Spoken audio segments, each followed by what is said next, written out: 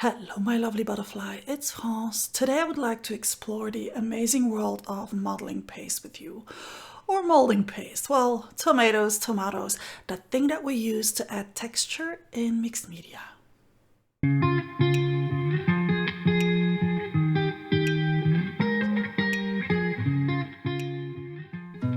Seriously, modeling paste and molding paste are the exact same thing. It's just a matter of preference of how you like to call it. It's a water-based acrylic emulsion to which marble powder has been added to create a flexible and durable paste which can be applied in a smooth way or in a texturized way.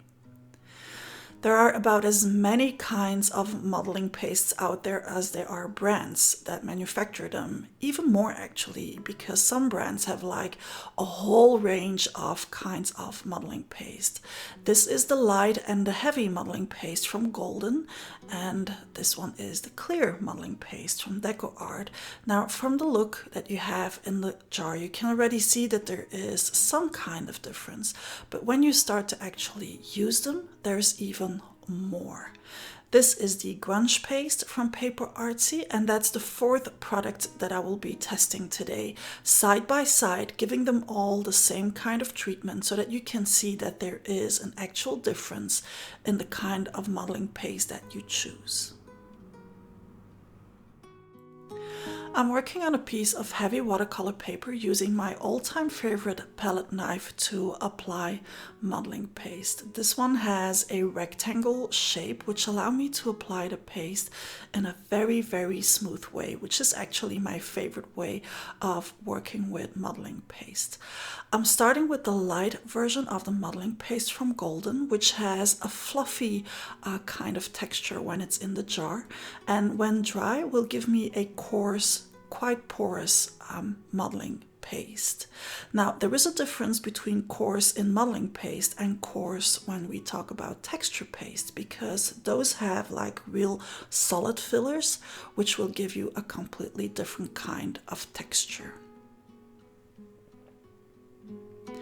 The first thing I'm testing is how it reacts when you pull it off and then when you create some waves within the texture, while still maintaining some kind of smooth surface as well. And I will be doing this again and again with the three other kinds of modeling paste. This one is the heavy modeling paste from Golden, which is way smoother and slicker when in the jar, and which will give me a non-porous kind of finish when dry.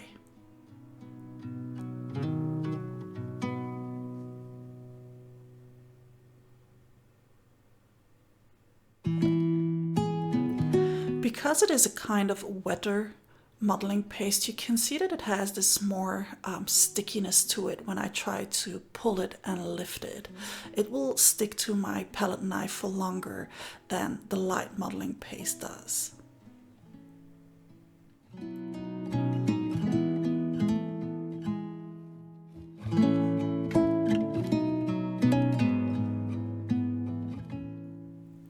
The clear modeling paste from Decoart has more of a gel feel to it. It actually looks like soft matte gel when in the jar, and even when applying it, it feels like applying soft matte gel.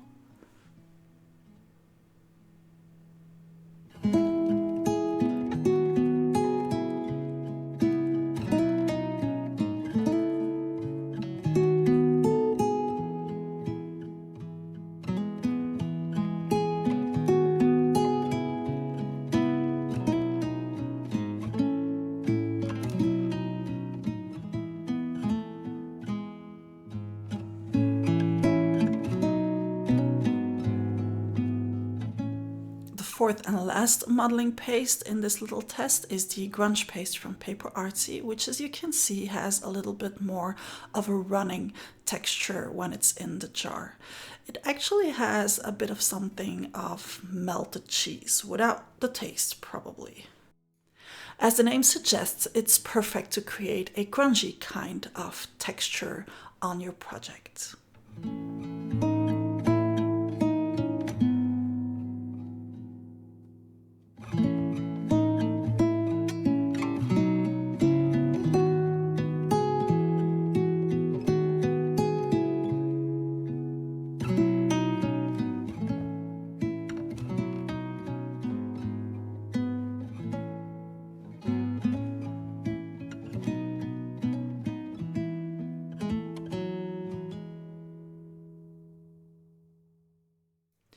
If you want to use masking tape as some kind of, well, mask, keep in mind that you have to remove it before the modeling paste is dry, otherwise it will just, well, rip and stay underneath the modeling paste.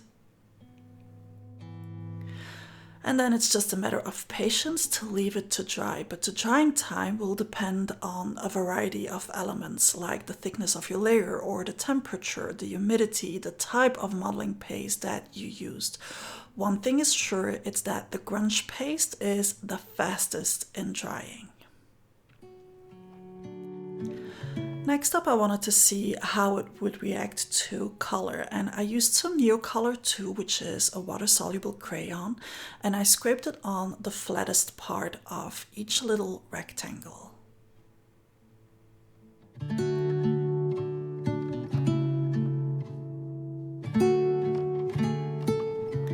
Again, you can see that the difference is huge, despite the fact that I'm applying it in the same way, with the same kind of pressure, the same color. The reaction, the amount of color that is left on the surface is completely different.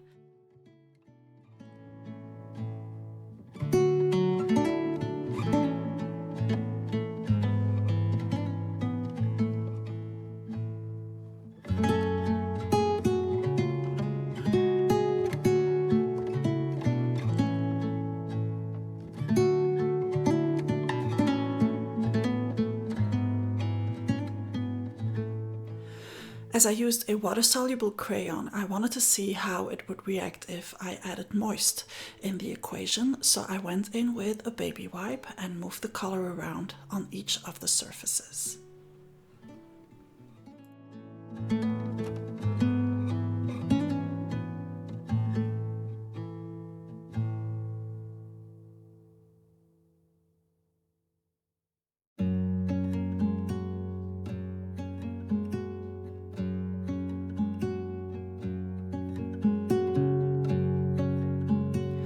One of the mediums that I like to combine with modeling paste is spray ink, and this is one from Lindy's Gang, which I'm applying just everywhere and then moving it around with water. And depending on the kind of modeling paste that you have, you can really enhance the texture that you have this way. But if you have a very slick kind of modeling paste, like the one at the top right, which is the clear modeling paste from Decoart, well, you get a not so nice result with this kind of technique.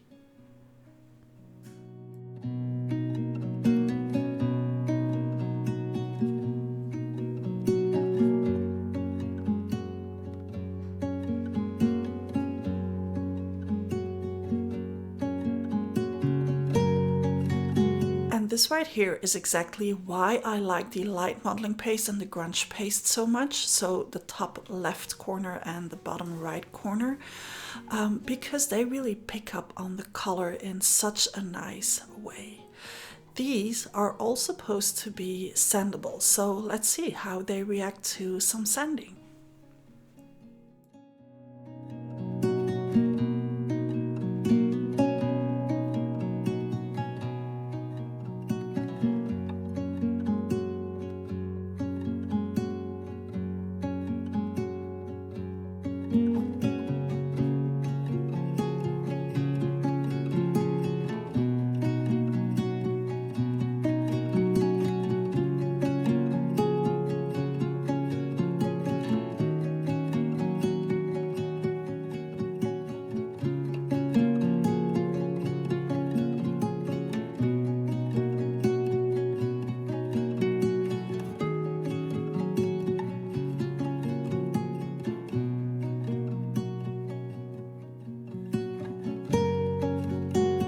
If you like your modeling paste to still be visible after applying spray ink, then the hard modeling paste from Golden is the kind you will want.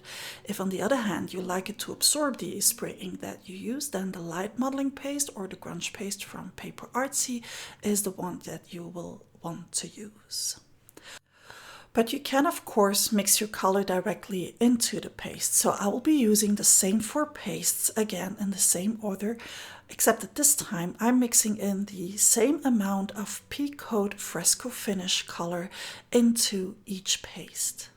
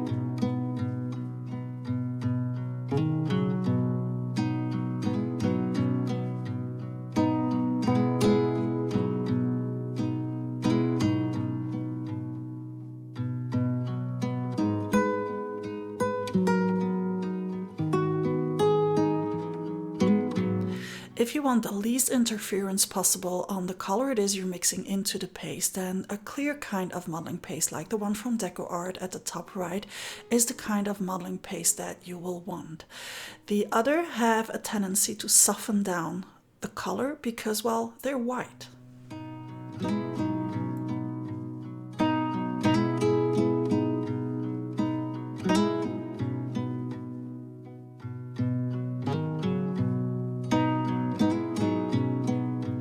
Besides coloring the paste, there is of course a whole bunch of techniques that you can do with the paste itself. There is, for example, a whole variety of tools on the market to create texture in the paste, like these special silicone brushes that are at the end of paintbrushes. These are from Finnavar by Prima Marketing.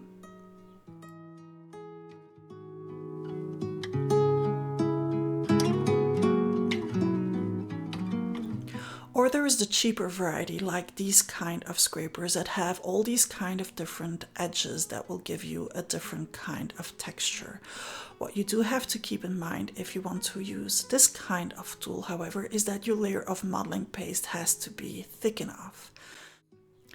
Now you can also just scrape in the paint with a pointy kind of tool or even a fork to create parallel lines within the modeling paste. And the fun part is that if you don't like what you did, well, you just take your palette knife, you smoothen it out again, and you can start all over. That is for as long as you don't have a crust on top of your modeling paste.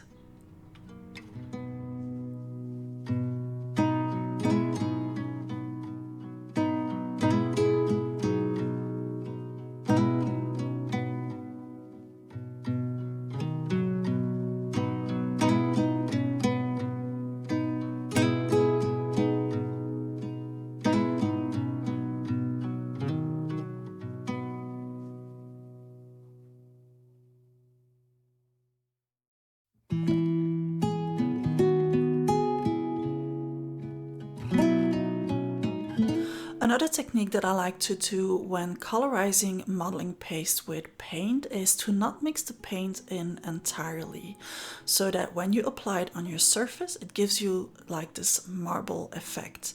The thing is, when you start to apply it on your surface, to not overwork it. Otherwise, in the end, well, it will still be entirely mixed in.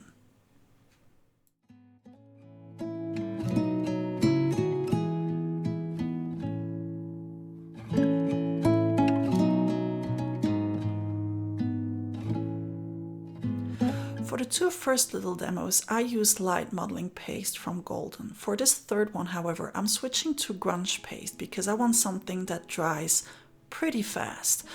I'm even heat setting it slightly with my heat gun so that I have some kind of crust at the top of the product. It isn't dry yet, I only have a crust that will allow me to do this, and that is to push the product around while it's not wet enough to stick to my palette knife, yet still wet enough underneath to move around.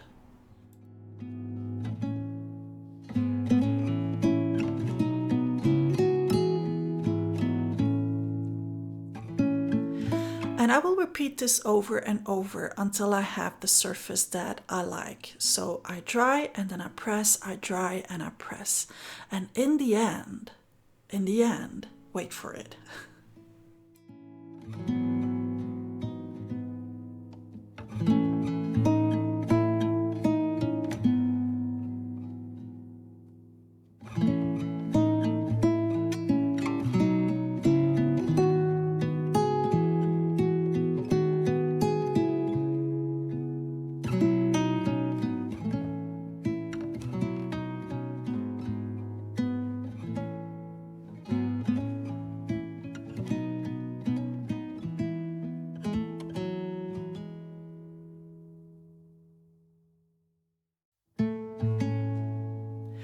In the end, it will give you like this elephant skin kind of texture, like all these lines that are pressed together, so it's not really crackles. Yeah, I cannot describe it in any other way than elephant skin.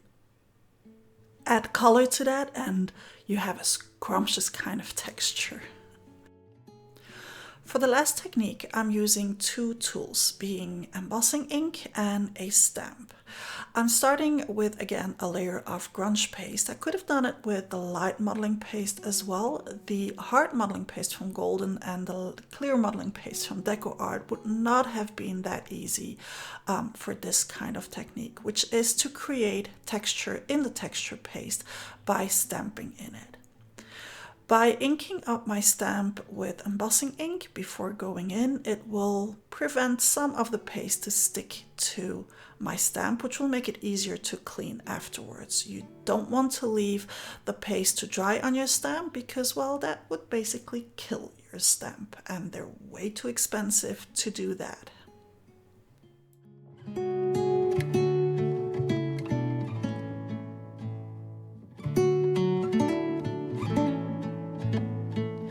And to prevent the paste from drying on my stamp, I'm spraying it directly with water. This way I have a bit more time to clean it without having it drying on the stamp.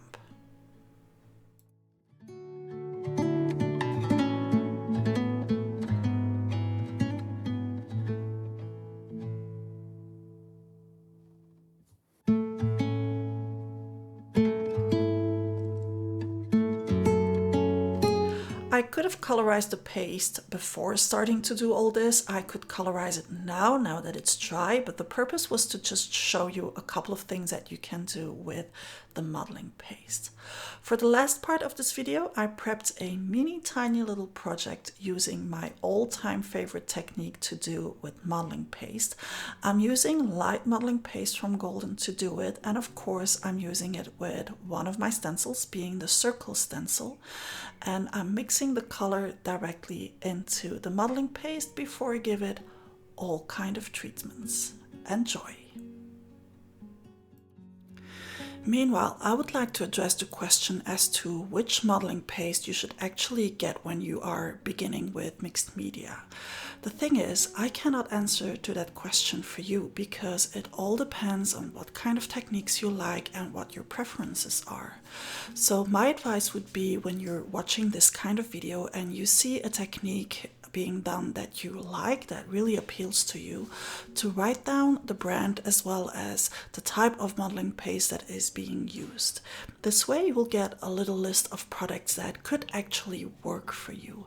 And yes, you do need the brand as well as the type of modeling paste, because the light modeling paste from one brand will be completely different from the light modeling paste from another brand, as they all have their own recipe and tricks to make the products.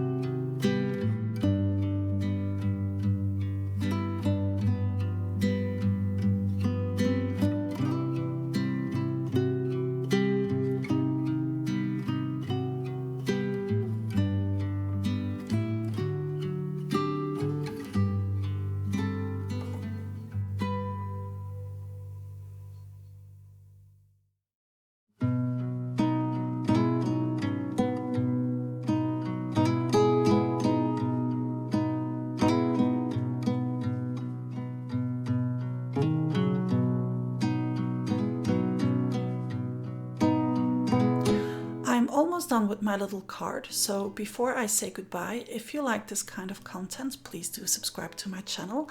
Hit the little bell to receive notifications of new videos going up. If you would like to spend more time with me, you can become a patron, where we have live hangouts, live journal with me sessions. The link to it all is in the description of this video. Thank you so much for joining me again today. Don't forget to put down a layer a day. Butterfly kisses.